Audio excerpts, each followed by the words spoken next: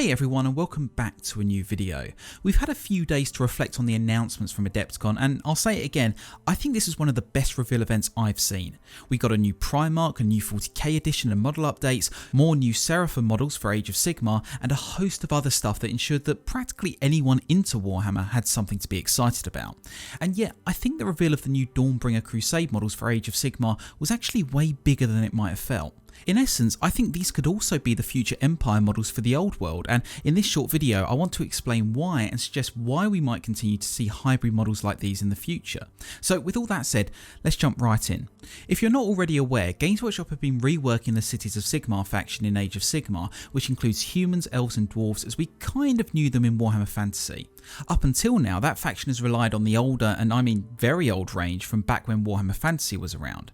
So this update is a really big one for them, and you can see why they've started to make such a big thing of it as they slowly reveal the new models and begin retiring the last bits of Warhammer Fantasy.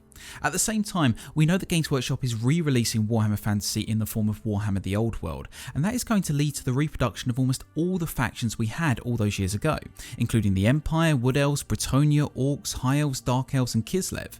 We're also getting Cathay as a new faction, building on all the units and lore that we saw come to life through Total War Warhammer. The main point is that there's a real overlap between some of the factions in Age of Sigmar and Warhammer The Old World, and we know Games Workshop is currently working on both. So could these Dawnbringer Crusade models technically be the first reveals of Warhammer The Old World 2? I think they can be, and for three specific reasons. Firstly, we know that the Old World is set during the era of Magnus the Pious, one of the most devout leaders in the Empire's history, as the name would suggest, and the first elected emperor in hundreds of years. As such, much of the Sigmar iconography we see on the Dawnbringer models will fit in just as well on the tabletops of the Old World as it would in Age of Sigmar. That said, these new Dawnbringer models themselves also harken back in many ways to Warhammer Fantasy's feudal setting. Despite being set in a world of realm gates, gods and divine beings, these Crusaders still bear the familiar men-at-arms attire we saw so much of in Warhammer Fantasy, and I think Games Workshop have shown a visible restraint in trying not to add anything that places them firmly in Age of Sigmar's universe. The second reason I think these could be the future Empire models of the Old World is that none of the models extend much beyond their bases. Two have their shields brought in closely and their weapons held upright, and the leader is raising their weapon above them. To put it bluntly, you could easily stack these into ranks if they came with square bases, and I think that's likely to be the case. Ironically, that's already the case with the Cities of Sigmar models. Because they're the old fantasy models, they're designed for square bases and come with round ones. So in effect, this approach would be a continuation of what we've already seen and might have been what made GW think of doing things like this in the first place. But before I wrap things up, there's one other reason why I think these models might cross over into Warhammer The Old World, unofficially if not officially. As Warhammer hobbyists, we're quite prone to borrowing models from other ranges to help build our armies. Given these Dawnbringer Crusade models look so good, I can see them being a great alternative for any Empire models that we may otherwise see in the Old World.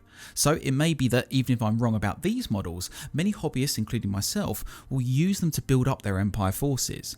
However, part of me thinks that Games Workshop already knows this and may just officially support that crossover anyways.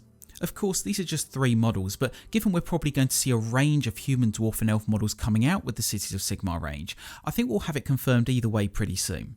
In fact, if we see more models with tight poses and generalised iconography and symbols, I'll be pretty convinced. But what do you think about these new Dawnbringer Crusade models, and do you agree with me that these could at least be the basis for Empire models in Warhammer The Old World? Let me know your thoughts in the comments section. As always, a big thank you for joining me today. If you did enjoy the video, please do click the like button and subscribe to the channel if you want to join me for other Warhammer content, and I do hope you'll join me for my next video.